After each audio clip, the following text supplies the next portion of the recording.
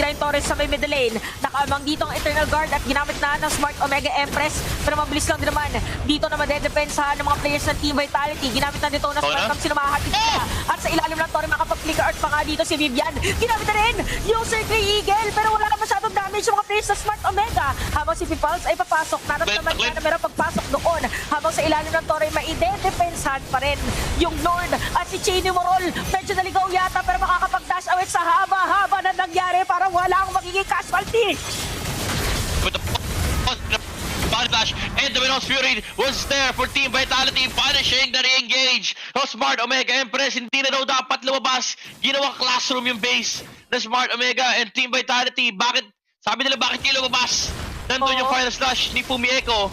That might be it. Brendan, coming in, flicker out para kay Amore. Eh, pwede naman face stock on Team Vitality. Grabe dito yung critical. Si Chelsea at unti-unti na nga ditong mawala mga players sa